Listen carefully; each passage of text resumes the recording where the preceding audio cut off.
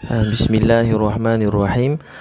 Assalamualaikum warahmatullahi wabarakatuh. Nahmaduhu wa nasta'inuhu wa nastaghfiruh wa na'udzu billahi min syururi anfusina wa min sayyiati a'malina. Man yahdihillahu fala mudhillalah wa man yudlil fala hadiyalah. Wa nashhadu an la ilaha illallah wa nashhadu anna Muhammadan abduhu wa rasuluh. Amma ba'd. Alhamdulillah, tuan-tuan dan puan sekalian, syukur kerana dia sayang kita, dia beri kita pelbagai nikmat dalam dunia. Jadi hari ini antara soalan yang paling banyak, tapi saya paling kurang jawab dekat Facebook, dekat live macam ni atau mana-mana ceramah. Banyak lelaki yang bantu-bantu saya pun, ramai lelaki, wanita-wanita yang email, yang inbox, yang tanya, Ustaz, macam mana kami nak dimudahkan untuk dapat jodoh? Jadi sebenarnya jodoh ni yang beri ialah Allah SWT. Dia bukan soal nak kahwin je, tapi soal ingin mendapat jodoh yang baik, jodoh yang buat kita rasa bahagia. Sebab apa makna kita berkahwin, kita berkeluarga tapi tak bahagia? Ada orang berkeluarga bahagia, berkahwin, berkeluarga, tapi jadi sakit jiwa, jadi murung. Banyak orang yang bukan seorang jadi murung, jadi makin bertambah teruk hidup. Tujuan keluarga untuk dekat diri pada Allah dan untuk bahagia.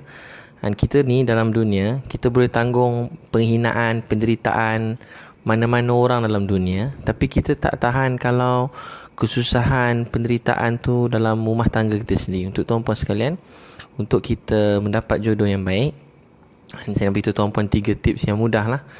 Dulu saya bawa balik daripada ni team building tadi, kursus. Banyak pun ada orang bertanya. Saya jumpa dengan satu orang haji. Dia yang pertama sekali ialah kita perlu restu dan doa daripada mak ayah kita. Kita perlu restu dan doa daripada mak ayah. Tentu sebagai anak-anak kita kena minta doa mak ayah. Dan kalau mak ayah pula, dalam hadis Nabi SAW, jangan tangguhkan 3 perkara. Pertama, jangan tangguhkan solat apabila masuk waktunya. Masuk waktu solat tak boleh tangguhkan, terus solat, segera solat. Sebab solat awal waktu dengan solat hujung waktu di sisi Allah nilai dia tak sama. Begitu mulia, tingginya rahmat yang mencurah-curah untuk orang yang solat awal waktu dan hujung waktu, tak hilang, kurang, ataupun dalam kata lain tak hilang pahala dia. Jadi jangan tangguhkan solat. Kedua, kata Nabi, Jangan tangguhkan jodoh ataupun jangan tangguhkan pernikahan anak kamu apabila jodoh dia telah didapati. Zaman hari ini, mak ayah mungkin banyak mendengar ikut Facebook saya ni. Bila anak-anak kita telah bertemu dengan calon dia, maka kita cepat-cepat kita segerakan perkahwinan mereka. Memang kita nak yang terbaik. Tapi kadang-kadang, yalah, kita dah didik mereka daripada dulu. Katalah mereka duduk kita sampai umur 21 tahun. Jadi mereka memilih berdasarkan ilmu yang mereka dapat sepanjang mereka bersama kita 21 tahun ni. Jadi masa tu kita beri nasihat sikit-sikit, tambah-tambah. Tapi kalau mereka dah bersama sana sini berdua, maka kita segera pegang perkahwinan dia. Dan sebagai ayah mak, yang pertama berkat doa mak ayah ni, bukan saja kita doa, kita ayah bertanggungjawab untuk carikan jodoh buat anak kita. Menjadi satu kemestian untuk mak ayah, tanggungjawab dia untuk carikan jodoh yang baik buat anak dia. Kalau katalah anak dia belum bertemu jodoh lelaki baik wanita, kita kena cari. Dan kita sebagai anak-anak kena minta nasihat mak ayah kita untuk pilihkan jodoh. Sebab tu tanggungjawab ayah mak. Tadi saya jumpa satu orang bos orang besar kat PDMA ni. Saya tanya, dia cerita kat saya 2 orang anak perempuan dia yang walaupun pernah dulu selalu jadi facilitator saya. Dan dua-dua sekali saya rasa pada dulu orang belajar-belajar, saya tengok dia selalu ikut mak, ikut ayah dia pergi masjid, belajar agama. Semua kelas, kuliah duha, anak lelaki, anak perempuan, semua ikut. Dan saya tanya, Haji ni apa rahsia dia? Dia kata dua-dua jodoh anak perempuan dia, anak dia tak pilih, suruh mak dia tolong carikan. Bukan dia nak cari, mak anak yang suruh mak dia carikan. Bukan, yelah, anak dia semua Masya Allah sempurna, baik, ilmu semua sempurna. Jadi apa dia kata? Dia kata pada kecil, isteri dia setiap kali masuk waktu solat, isteri dia akan kejut anak dia untuk solat. Macam mana pun masuk waktu solat, dia akan ketuk pintu anak dia. Dan isteri akan merajuk, marah kalau mana-mana anak dia tangguhkan solat. Walaupun anak masuk asrama mana-mana, dah jauh-jauh pun sampai sekarang, mak dia akan telefon anak dia, tanya waktu solat dah masuk ke belum. Sebab Allah janji orang jaga solat, Allah jaga dia, dan Allah beri rezeki yang baik. Allah akan beri rezeki yang baik.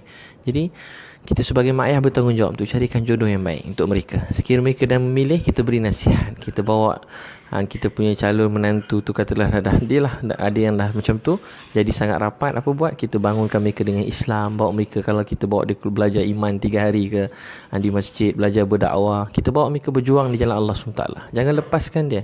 Menantu-menantu balik rumah, apa bakal-bakal ni, kadang-kadang bawa terus mereka, bukan bergaul dengan anak kita, bergaul dengan kita. Kita bersafar dengan, tengok sifat dia. Kata Sayyidina Umar, jangan kamu belum kenal seseorang, sehingga kamu bersafar dengan mereka. Maksudnya bapak bawa, kalau anak kita perempuan, bawa lelaki tadi safar, berjuang di jalan Allah SWT. Kita bawa mereka berjuang di jalan Allah, belajar iman. Itu pertama, mak ayah. Sebagai tanggungjawab mak ayah, anak-anak kita jangan tangguhkan. Biar mereka dah buat pilihan, kita bantu mereka supaya dekat dengan Allah. Segerakan perkahwinan anak-anak. Sebab dalam keadaan dunia hari ini, tuan-puan tengok sebenarnya, ialah dengan dunia handphone, internet, bagai.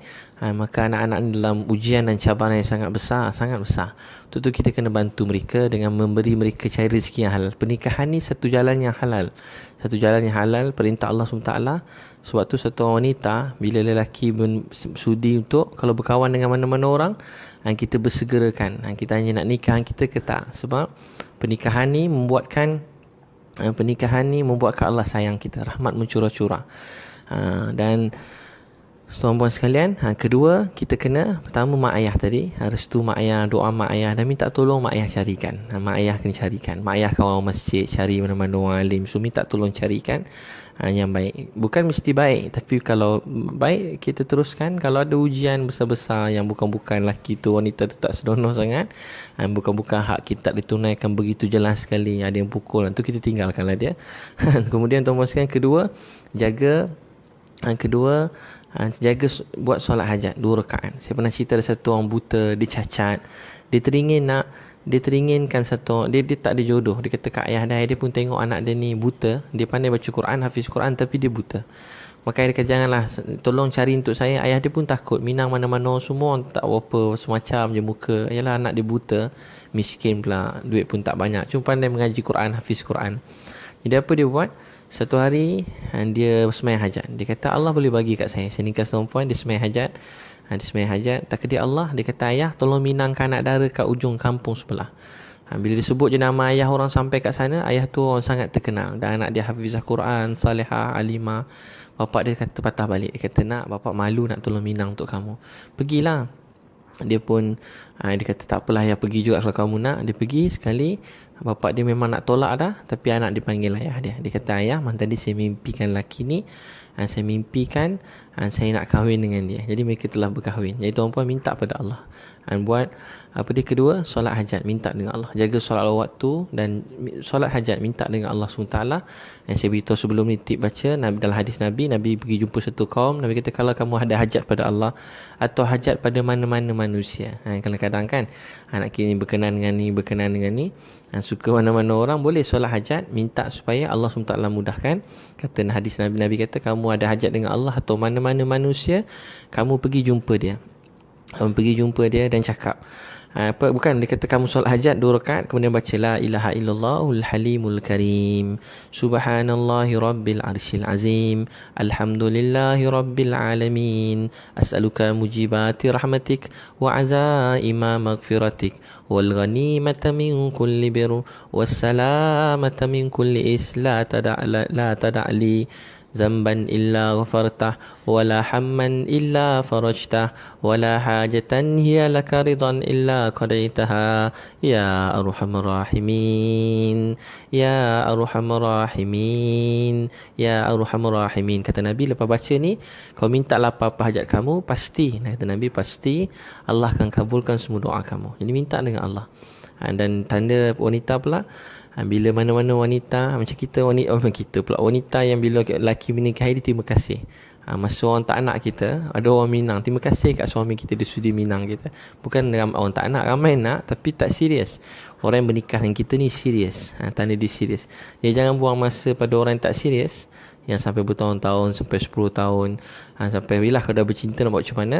Tapi hakikat sebenar macam tu, sampai lama-lama sangat dia jadi buat kita tertangguh dan usia kita dihabiskan dengan dosa dan maksiat. Yang ketiga, apa dia? Pertama, mak ayah, doa mak ayah, restu mak ayah. Kalau ada anak, segerakan anak berkahwin, minta tolong mak ayah carikan. Mak ayah tanggungjawab dia carikan jodoh untuk anak dia. Kawan dengan masjid, pergi masjid, cari orang baik-baik. Antara ciri orang baik ni kuat bekerja. Kalau lelaki kuat bekerja, jaga solat, kuat bekerja, jaga solat, dan kuat buat dakwah. Kalau ada tiga ni, tuan-puan jangan risau. Ada kelemahan lain, dia akan jumpa jalan untuk perbaiki diri dia. Tapi kalau orang tak jaga solat, tak pergi majlis ilmu, tak berdakwah, dia tak ada jalan untuk perbaiki diri dia. Dia akan kekal macam tu bila-bila. Memang berubah pelan-pelan. Tapi kalau tak duduk atas track jalan untuk berubah, dia tak boleh berubah. Kena ada jemaah, jemaah masjid, jemaah buat dakwah, jemaah belajar ilmu, baru dia boleh berubah. Seterusnya ketiga, belajar memaafkan. Sebab dengan memaafkan, rezeki kita mencurah-curah. Wallah tuan-puan, saya pernah kaunseling satu keluarga. Di kaunseling keluarga ni, anak dia tak nak tengok muka ayah dia. Saya kaji-kaji, rupa-rupanya sebab ayah dia tak pernah, sebab mak dia dulu benci. Masa balik kampung, ayah mertua kata, mai sini anak-anak ayah, anak lelaki ayah, anak perempuan, menantu ayah pergi jauh-jauh. Dia tengah mengandung, dia kecil hati. Sebab tu anak dia tak pandang muka ayah dia. Jadi dengan memaafkan, hidup jadi baik. Ada satu kedai, dia kata orang tak nampak kedai, macam-macam ubat baca dah baca tapi tak selesai. Saya kata, abang ada tak abang orang tak nampak kedai. Saya kata, saya nampak kedai abang. Dia kata, orang tak nampak kedai saya. Orang tak nampak kedai saya. Saya kata, saya nampak. Dia kata, tak nampak. Dia dah buat macam-macam, pindah 2-3 tempat. Sekali saya beritahu dia, abang ada bermusuh tak, bergaduh dengan mana-mana kawan? Dia kata, saya benci satu orang. Saya kata, abang maafkan dia, doakan dia. Waktu malam, doakan keampunan untuk dia. Dia salah dengan saya nak minta ampun untuk dia. Saya kata, dengan memaafkan, bukan hidup orang jadi baik. Bukan mesti kita berbaik dengan dia, tak. Dengan memaafkan, hidup kita jadi baik. Dengan memaafkan, Allah sayang kita. Dengan memarah orang, benci orang, hidup orang tu tak jadi buruk, hidup kita jadi buruk. Contoh wanita kan, atau lelaki, mungkin sebelum ni pernah dikecewakan dalam hidup dia. Dia bercinta, ya jalan yang salah, dia bercinta, dia kecewa. Jadi dia benci mana-mana lelaki, wanita, dia tak percaya. Bukan maksudnya kita kena percaya tu kita serahkan semua jiwa raga, tak. Maksud kita percaya ialah, kita serahkan urusan pada Allah. Buat solat istikharah, terus maafkan, jangan benci mana-mana orang, insya-Allah. Dan tuan-puan buat ni, restu mak ayah, buat solat hajat dan jaga solat waktu, dan maafkan orang lain. Dan tuan-puan akan lihat Allah SWT akan bermudahkan dan beri rezeki. Sebab ramai orang, dia antara sebab sukar untuk dapat jodoh juga, kita rasa benci, marah dengan orang, marah orang keliling. Salah satu, tuan-puan baik, semua ketentuan Allah. Kahwin awal sebab Allah sayang, kahwin lambat sebab Allah sayang, bertemu jodoh Allah sayang, belum bertemu pun Allah sayang. Semuanya kerana Allah SWT sayang. Yang penting kita rapatkan diri kita kepada Allah SWT. Dan jangan putus asa. Kita manusia, yang beri rasa nak kahwin, yang beri hajat rasa ni semua Allah. Yang beri rasa ni Allah. Kawan-kawan kita belum ada jodoh, kita doakan, ya Allah, buat saudari saya yang kat luar sana, ya Rahman ya Rahim, kasih sayang kau. Buat saudari saya luar sana yang belum bertemu jodoh, ya Allah, berilah jodoh yang baik, yang saleh, salehah. Dan buat mereka semua saudari saya, tuan-puan yang dengar ni, mungkin ada belum bertemu jodoh, dia minta doa ni, mudah-mudahan tuan-puan yang baik hati ni, saudari yang baik hati, Allah SWT temukan jodoh yang baik, yang saleh, yang salehah, dan dapat pimpin sehingga ke syurga, dapat anak-anak yang dapat bangunkan agama. Sebab dalam dunia ini kurangnya orang-orang yang memikirkan supaya anak-anak bangunkan agama. Banyak orang cuma nak apa yang dia nak. Jadi tuan-puan berusaha, mudah-mudahan Allah SWT sayang kita, Allah terima kita semua, Allah bantu. Perkahwinan ni satu perintah Allah SWT. Kita betulkan niat berkahwin. Kita berkahwin untuk perintah Allah, untuk sunnah Nabi SAW, untuk bangunkan agama, untuk supaya perkahwinan ni jalan terpantas untuk menuju keredaan Allah dan untuk tuju syurga Allah SWT. Jadi insya-Allah tuan-puan, saya Allah mudahkan semua. Dan insya-Allah kita ada program minggu depan ni, hari 3 hari 2 malam, Kembara Iman dan Solat Pro Kids. Boleh daftar, jangan terlepas, hantar anak-anak, adik-adik, abang-abang, kakak-adik umur 9 sampai 19 tahun. Kita akan pecah grup-grup. Ada halqah iman, halqah baca Quran, halqah tajwid, sunnah-sunnah Nabi, dan juga ada aktiviti riadah-riadah yang supaya anak-anak ni dia insya-Allah hari pertama dia mungkin nak hantar kena keluarkan pada bonet, kena ikat di silang guni. Tapi bila balik bila hari ke malam, hari-hari kedua pagi je, biasa dia orang dah tak nak balik dah. Tapi kita suruh balik jugalah, sebab saya pun nak balik juga. Jadi insyaAllah mudah-mudahan mereka dapat iman dan salat. Hari pertama dia ceramah mak bapak 2 jam. Siapa yang dah daftar, terima kasih, Syabas, tahniah. Yang belum boleh kongsi kepada orang lain. Boleh WhatsApp 017-3666-848 atau daftar di www.transformjiwa.com. Jadi tuan-tuan sekalian, mudah Allah mudahkan kita semua. Billahi taufik wal hidayah. Wassalamualaikum warahmatullahi wabarakatuh.